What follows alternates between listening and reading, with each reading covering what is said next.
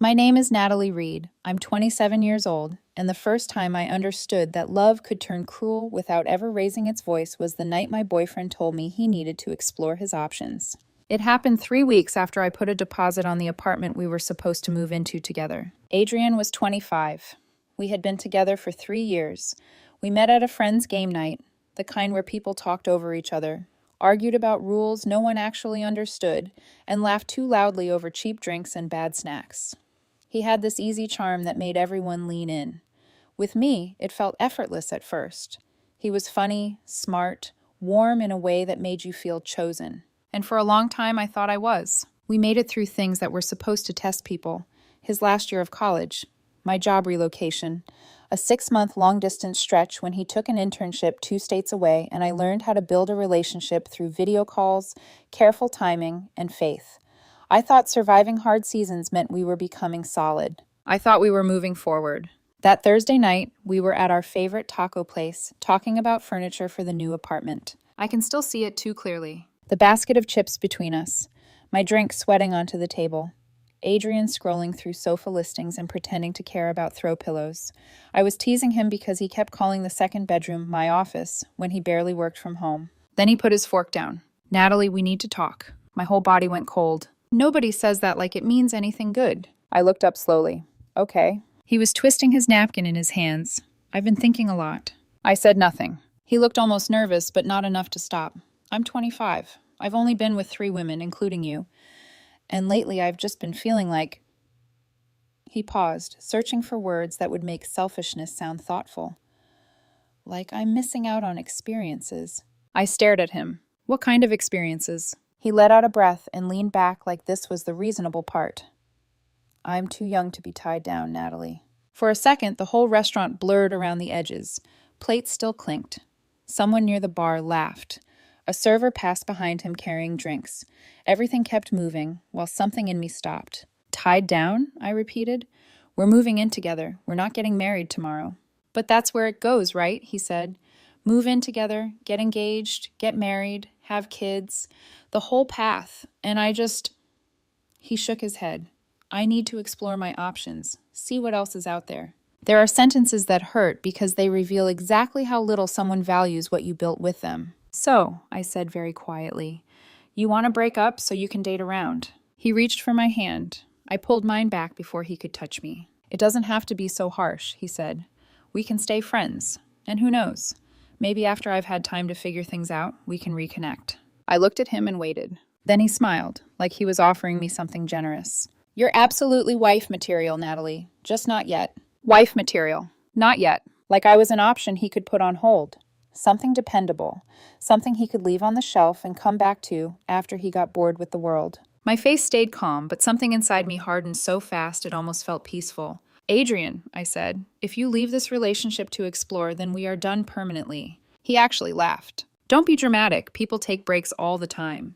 "This isn't a break." He sighed, almost irritated now. "I know you're upset, but you'll understand eventually. We're meant to be together. I just need to get this out of my system first." That was the moment it ended for me. Not because he wanted to leave. Because he expected me to wait. He was not saying, "I don't love you." He was saying, "Stay available while I go see whether I can do better." I reached into my bag, pulled out cash, and set my half of the bill on the table. He frowned. "What are you doing?"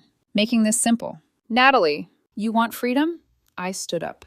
"Explore away, Adrian. I hope you find what you're looking for." His mouth opened, but I was already turning away. Outside, the night air hit my face hard enough to feel real.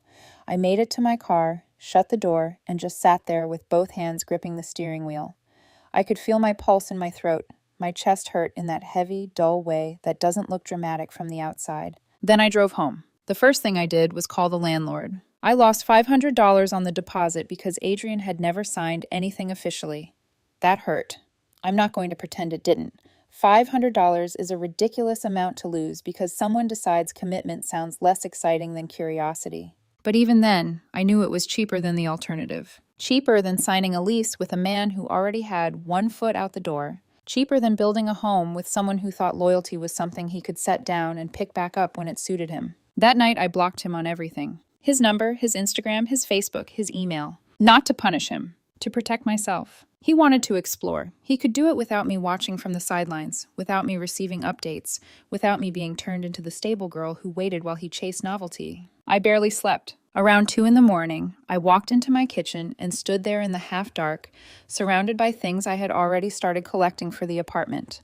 A boxed coffee maker, a set of dish towels still wrapped in paper, a ceramic bowl I'd bought because Adrian always wanted something to snack on while we cooked. I stared at all of it until my eyes burned. Not because I missed him, because I finally understood how he saw me. Safe, reliable, returnable. The breakup hurt. Of course it did. 3 years doesn't vanish cleanly. But the deeper wound was realizing that he never believed leaving would cost him me. He thought our history was enough to keep me in place.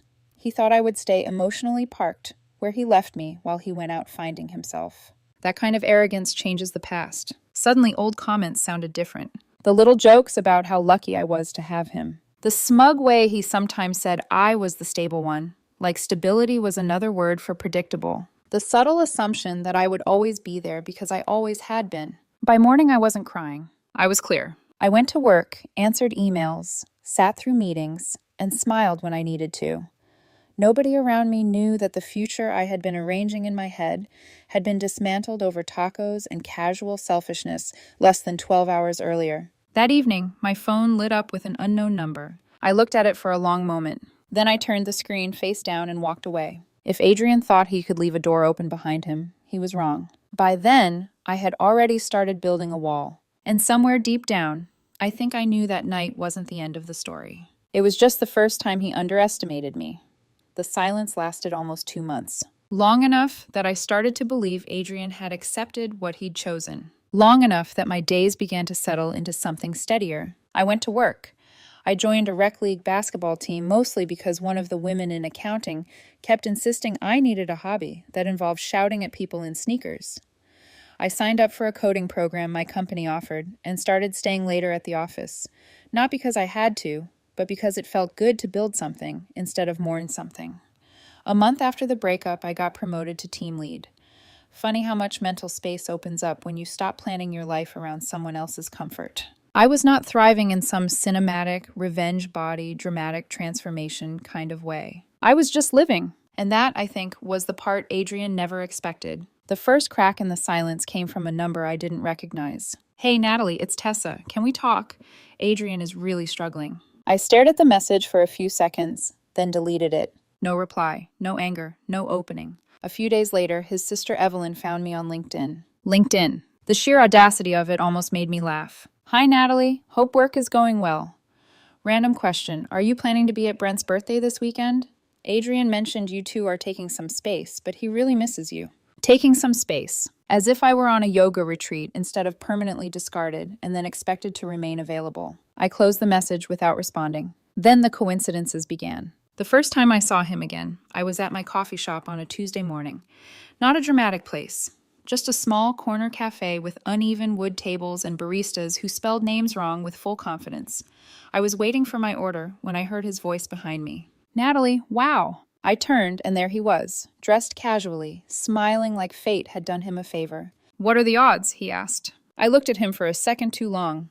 "Lower than they'll be next time, I guess." He gave a small laugh like I was teasing. We exchanged maybe 10 awkward seconds before my drink was called, and I left. The second time was the grocery store. The third was the bookstore I went to almost every Saturday morning. That one made me stop. He was standing near the new releases table pretending to browse, but he had never once voluntarily entered that store in the 3 years we were together. He used to complain it smelled like dust and overpriced candles. He looked up with that same fake surprise. "Natalie, seriously?" I set the book in my hand back on the table.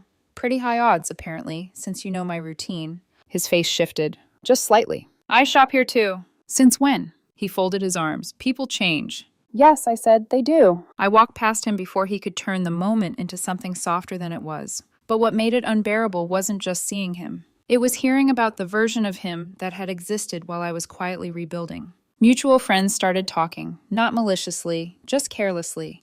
Someone mentioned his Instagram stories. Then someone else mentioned the women. Then Vegas came up. Then some girl he met on an app. Then another. Then another. Apparently, Adrian had been very committed to his self-discovery. Different woman every week, at least for a while.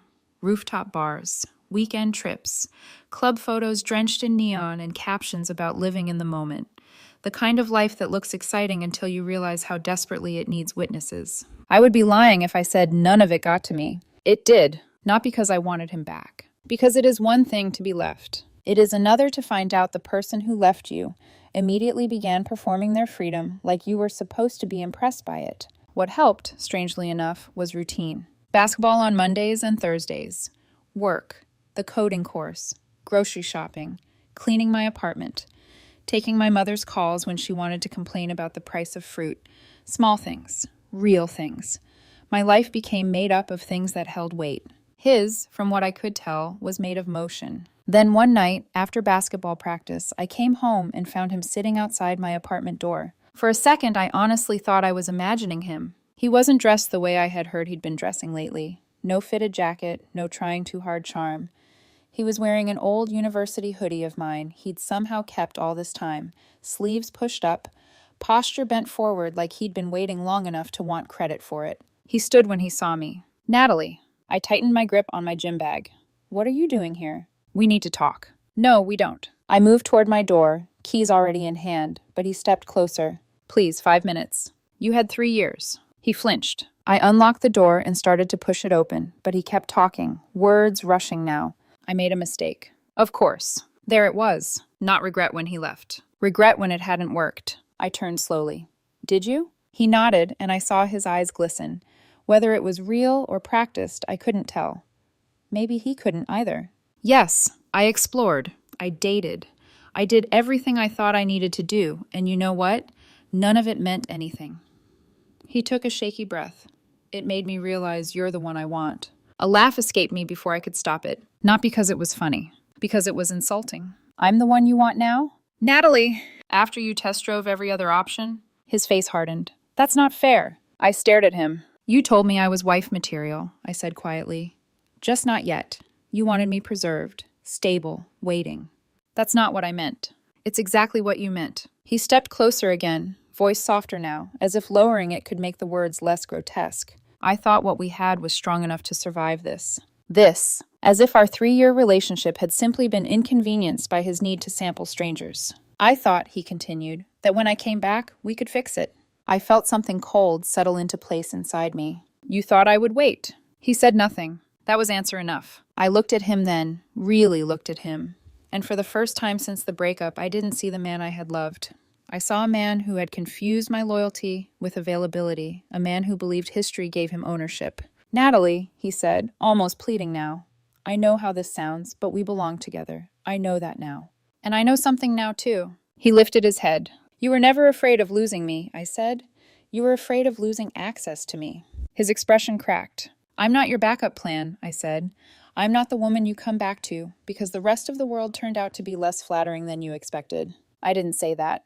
"You didn't have to." His eyes moved over my face like he was searching for the old softness, the part of me that used to reach for understanding before anger. He didn't find it. Then, because I wanted the moment over, because I wanted him gone, because some part of me wanted to watch the fantasy die in real time, I said the first useful lie that came to mind. "I'm seeing someone." He went still. "What?"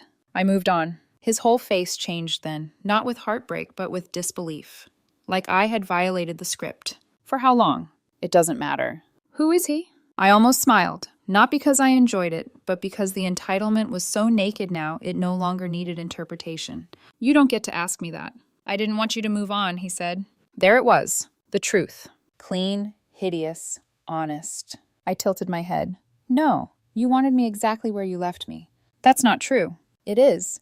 You wanted freedom for yourself and loyalty from me. You wanted options for you and stillness for me. And now you're shocked that my life kept moving." He looked wrecked then, truly wrecked. But even that didn't move me the way he probably assumed it would. Because heartbreak is one thing. Humiliation is another. He sat down again by my door like his body had given out beneath him. "I'll wait," he said hoarsely, "if that's what it takes." I stared at him. "You don't get to do that either." He looked up. "We're meant to be together." I pulled out my phone. His expression shifted. "Natalie." I called building security. My voice was calm when they answered. "Hi, this is Natalie Reed in 4C. My ex-boyfriend is outside my apartment refusing to leave. Yes, I need someone to come up." Adrian stood so fast he nearly stumbled. Seriously? I looked at him without blinking. Yes. Natalie, don't do this. You already did. Security arrived within minutes. Two men in dark uniforms with expressions that said this was not their first hallway drama. Adrian tried to turn charming when he saw them, tried to make it sound emotional instead of invasive, but he was still a man outside a woman's apartment after being told to leave. That fact did most of the talking. As they escorted him toward the elevator, he twisted back toward me. "This isn't over," he said. "You know what we have is real." I didn't answer. I stepped inside, closed the door, and locked it. Then I leaned back against it and stood there in silence, my heart pounding so hard it felt physical in my throat. That should have been the end of it. It should have been the moment he finally understood that my no was not temporary, not emotional, not negotiable. But some people only hear rejection as a challenge. And by then, Adrian had already started unraveling. The next morning, it started. Not with an apology, not with silence, with escalation. I was halfway through my second meeting of the day when reception called up to my desk. "Natalie, there's someone here for you." Something in her tone made my stomach tighten. "Who?" "He says he's your boyfriend. He brought you lunch." For a second, I didn't move. Then I stood up. "Send security," I said. "I'm coming down." By the time I reached the lobby, Adrian was already there, leaning casually against the front desk like he belonged. He was holding a paper bag from that sandwich place we used to go to on Fridays, the one he always said had the best bread in the city. He smiled when he saw me. "There you are," he said lightly. "You forgot your lunch, babe." Babe! Like nothing had changed. Like the last 2 months had never happened. The receptionist looked between us, confused. Two of my coworkers had slowed down nearby, pretending not to watch. I didn't even look at him. "He's my ex," I said to security. "Please remove him." Adrian's smile faltered. "Natalie, don't do that," he said quickly. "I'm just trying to talk to you." "You were told to leave my home yesterday," I replied, calm, flat. "Now you're at my workplace." "I brought you food." "I didn't ask you to." Security stepped forward, polite but firm. "Sir, we're going to have to ask you to leave." Adrian looked at me like I had just humiliated him. But the truth was, he had done that all on his own. "This is unnecessary," he muttered as they guided him toward the door. "We're just having a conversation." "No," I said, "we're not." He didn't fight them, not physically. But the look he gave me before he stepped outside, it wasn't confusion anymore. It was something sharper, possessive. That was the first time I felt it. Not heartbreak, not anger. Danger. My manager called me into her office 15 minutes later. "Everything okay?" she asked carefully. I nodded. "Ex-boyfriend, he's having trouble understanding what ex means." She studied my face for a moment, then nodded once. "If he comes back, we'll handle it." "Thank you." I walked out of her office knowing one thing for certain. This wasn't going to stay small. The flowers arrived the next day. Huge arrangement. White roses. The kind that looked like apology if you didn't know better. The card read, "For my soulmate, always yours. A." I stared at it for a long moment. Then I picked it up and carried it straight to the break room. "Anyone want flowers?" I asked. Within seconds, they were dismantled and redistributed across desks, reception, and someone's car. Gone. Like they should have been. Then came the accounts. Because I had blocked him everywhere, he found other ways. New profiles, fake names, comments on photos from 2 years ago. Inside jokes dropped under old posts like breadcrumbs only he thought I would follow. Tagging me through mutual friends. Memories reposted. Captions like, "Some things are too real to let go." True love doesn't just disappear. I know she still loves me. Trevor from accounting sent me screenshots one afternoon. "Is this your ex?" "Yes." He stared at the screen, then at me. "He's not okay."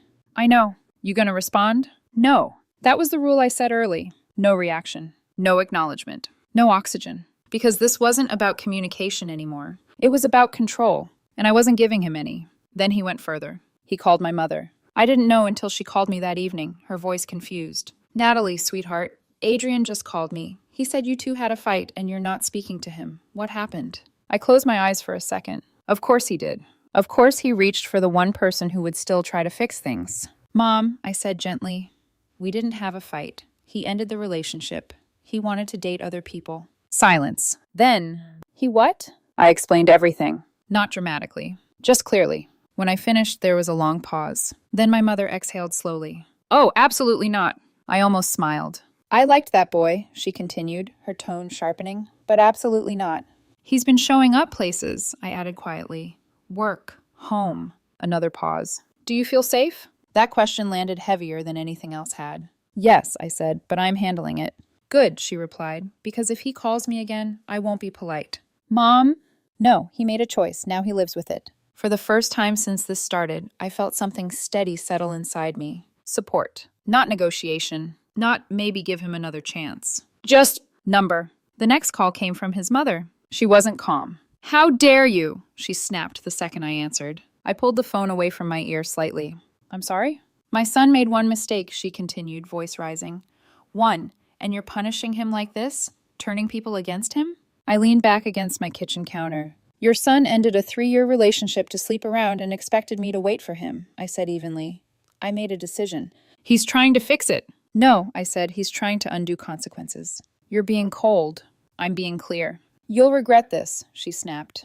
He was the best thing that ever happened to you. I almost laughed. Then why did he leave? Silence. Just for a second. Then, you're heartless. No, I said quietly.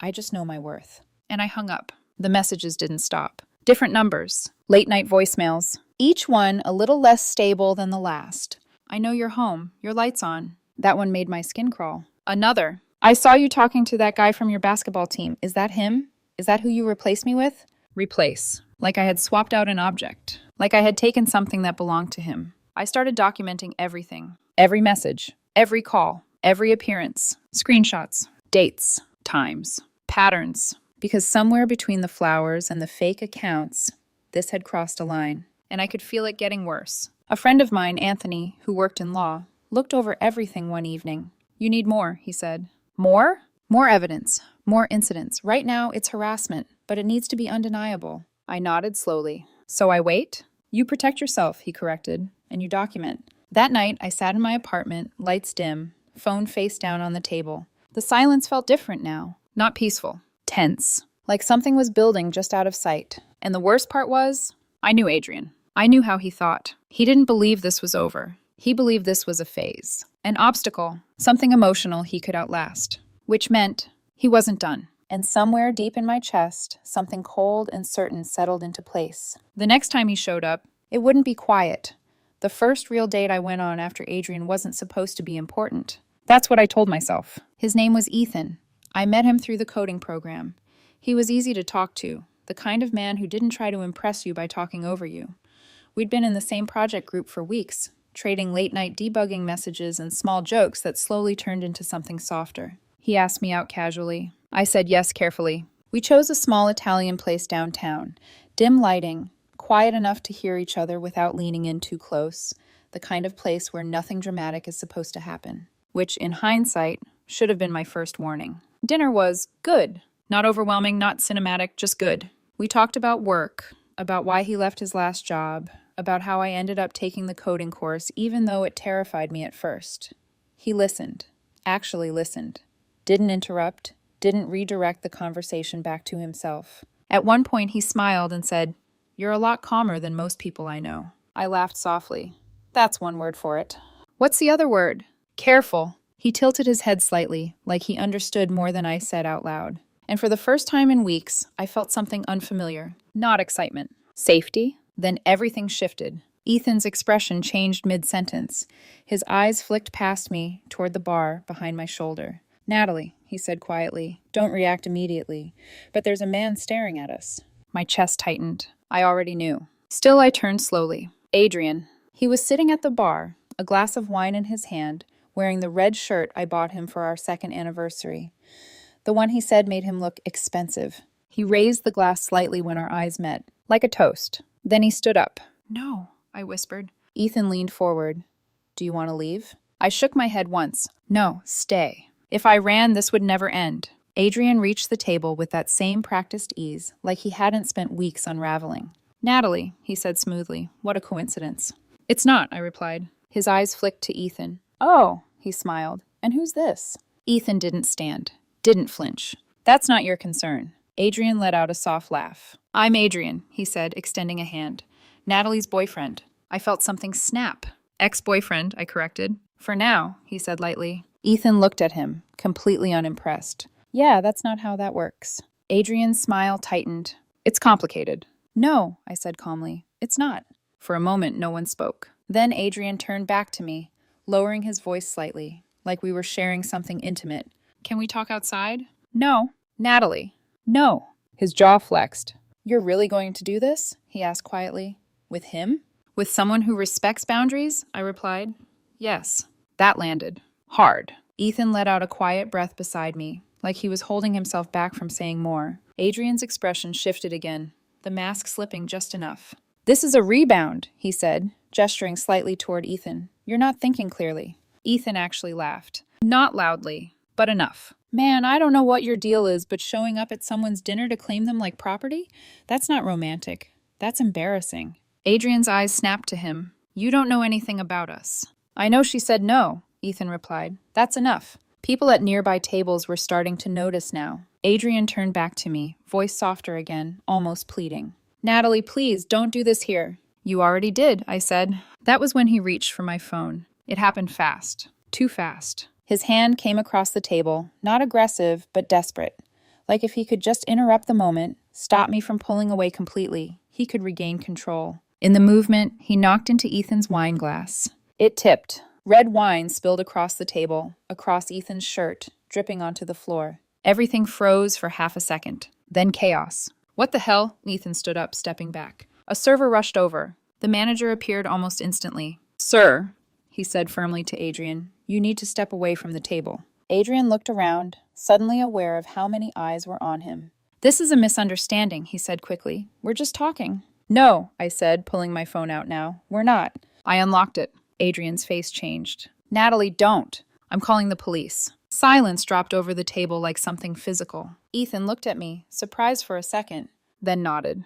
Do it. Adrian stepped back. This is insane, he said. You're blowing this out of proportion. You followed me here, I said.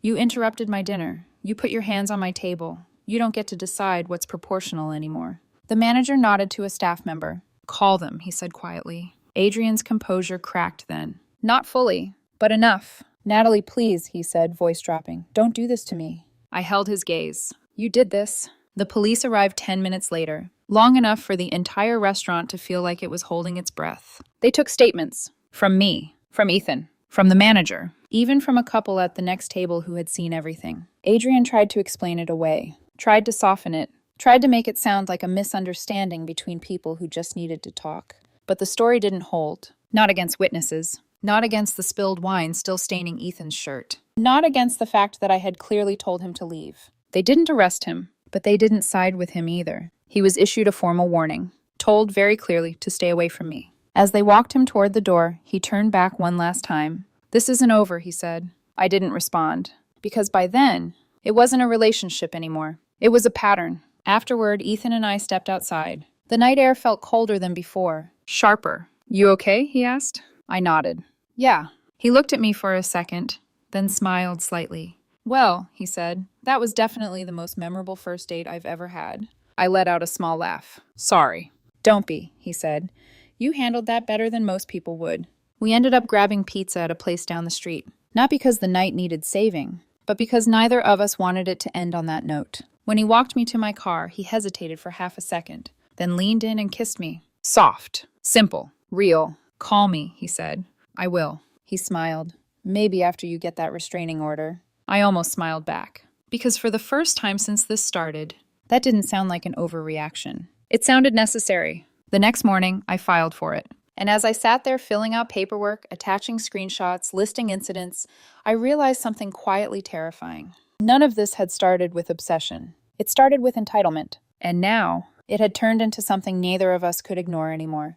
Court day didn't feel dramatic. That was the strange part. No thunder, no cinematic wait, no sense that anything important was about to happen. Just a gray morning, a stack of printed evidence in my hands, and a quiet understanding that this was the moment everything Adrian had been doing would finally be seen for what it actually was. Anthony met me outside the courthouse. You ready? He asked. As I'll ever be. He glanced at the folder I was holding. That's more than enough. I didn't want there to be any doubt. There won't be. Inside, everything felt procedural, neutral, almost detached, like the system didn't care about emotions, only patterns. Which, in this case, worked in my favor. Adrian arrived 10 minutes later, and for a second I almost didn't recognize him. He wasn't the man from the restaurant. not the one from outside my apartment, not the one flooding my phone with unstable messages. He looked contained. Pressed shirt, dark slacks, hair neatly styled, no tension in his posture, at least not visibly. If you didn't know better, you'd think he was there for something minor, something forgettable. His mother walked beside him. She spotted me immediately. That same sharp look. Blame without hesitation. Adrian followed her gaze. For a moment, something flickered across his face. Not anger, something closer to expectation. Like even now he believed this could still turn. Like all of this was just an extended conversation that hadn't ended yet. We didn't speak. There was nothing left to say. When we were called in, the room felt smaller than I expected. The judge didn't look interested in drama, which was good, because I wasn't there for drama. I was there for clarity. Anthony did most of the talking at first. He laid everything out cleanly. The timeline, the repeated contact after clear rejection, the workplace incident, the messages, the voicemails, the restaurant, the witnesses. Every piece of it, structured and quiet and undeniable. No exaggeration, no emotion, just facts. Adrian's lawyer, if that's what he was, tried to interrupt early. Your Honor, this is clearly a misunderstanding between two former partners. My client is simply trying to reconcile after a relationship that ended emotionally. The judge raised a hand. Counselor, she said calmly, did you review the evidence submitted? There was a pause. Yes, but... Then you understand this is not a single instance of communication. Another pause. Yes. Good, continue. Anthony didn't even look at them. He just kept going. Because once a pattern is clear, there's no arguing with it. Then Adrian was asked to speak. His lawyer advised against it. I could tell, the way he leaned in slightly, the subtle shake of his head. But Adrian stepped forward anyway. Of course he did. He always believed he could fix things if he just explained them the right way. Your Honor, he began, voice steady. Natalie and I had 3 really good years together. I felt something in my chest tighten. Not because it hurt, because it was still being framed as something intact. I made a mistake, he continued. I needed space. I didn't handle it the right way, and I regret that. But everything I've done since then has just been trying to fix it, to talk to her, to make things right. The judge looked at him over her glasses. You ended the relationship, she said. Yes, but... And she informed you that the decision was permanent. He hesitated. She was upset. Answer the question.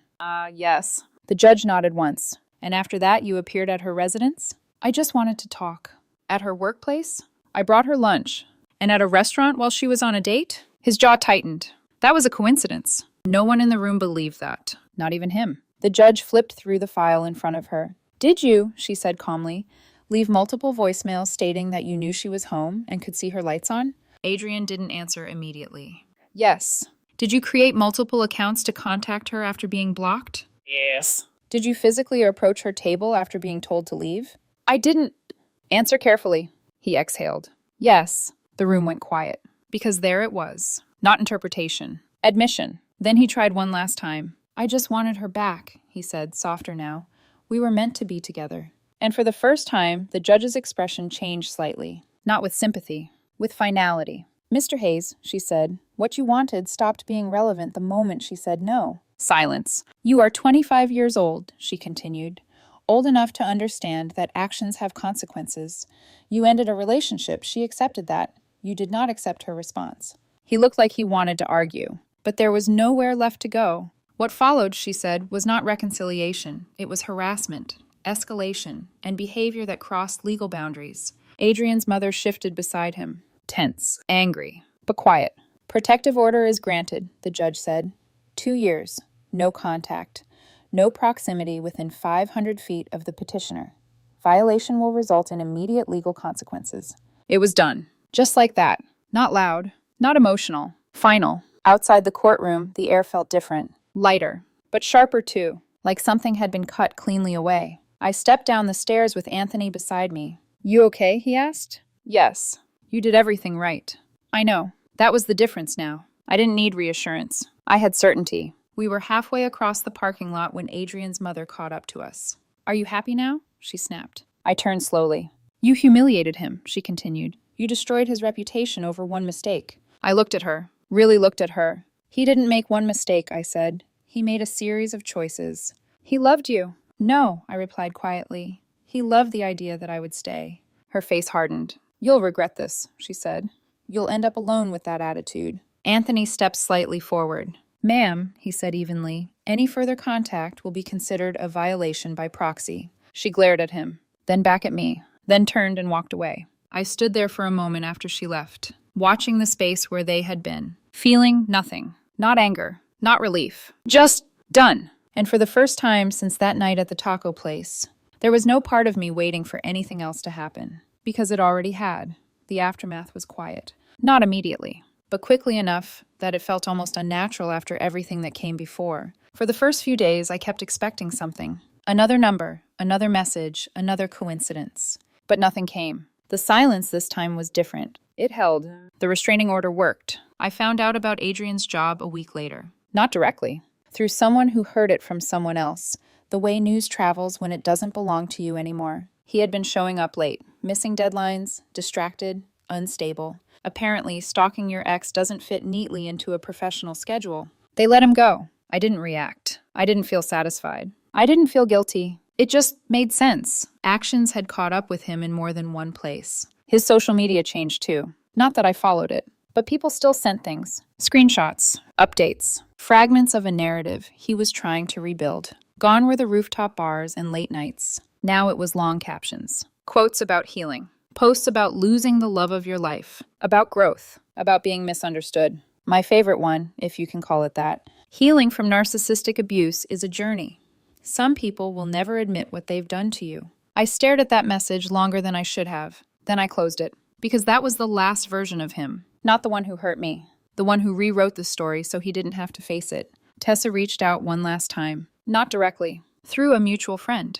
She just wanted you to know, the message said. Adrian's in therapy now. He knows he messed up. Maybe in a year or two.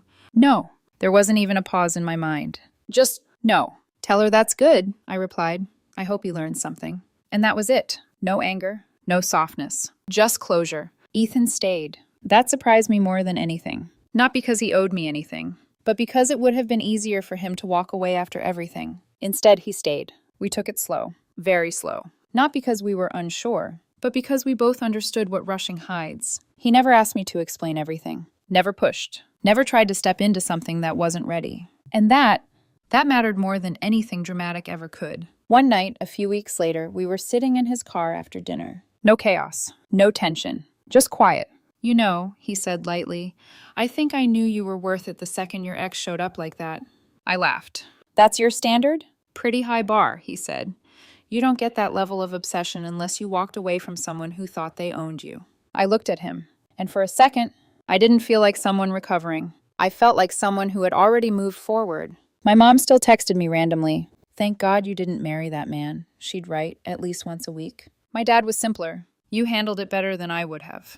That one made me smile. But the thing that stayed with me wasn't the court, or the restaurant, or even the night everything started. It was the realization that came after everything had settled. If Adrian had ended things honestly, if he had said, I'm not in this anymore, if he had walked away cleanly, I would have been hurt. Deeply. But I would have understood. People fall out of love. People change. That's life. What I couldn't accept, what I would never accept, was the assumption. The quiet, built-in belief that I would wait. That I would stay exactly where he left me, unchanged, available, grateful when he came back. That was never love. That was ownership. And once you see that clearly, you can't unsee it. Looking back, the signs were always there. Small things. The way he talked about choosing me, like it was something I should feel lucky about. The way he framed stability like it was less exciting than chaos. The way he assumed I would always be there, because I always had been. He didn't see me as a partner. He saw me as something safe, something reliable, something he could set down and pick back up later. But I'm not something you come back to. I'm someone you lose. The last time I thought about him was when I was cleaning out a drawer and found the receipt for the apartment deposit. $500. I held it for a moment. Then I smiled. Because that wasn't money I lost. That was money I paid to learn the truth early. To walk away before it cost me more. Emotionally. Legally. Everything. I threw it away. Closed the drawer. And didn't look back.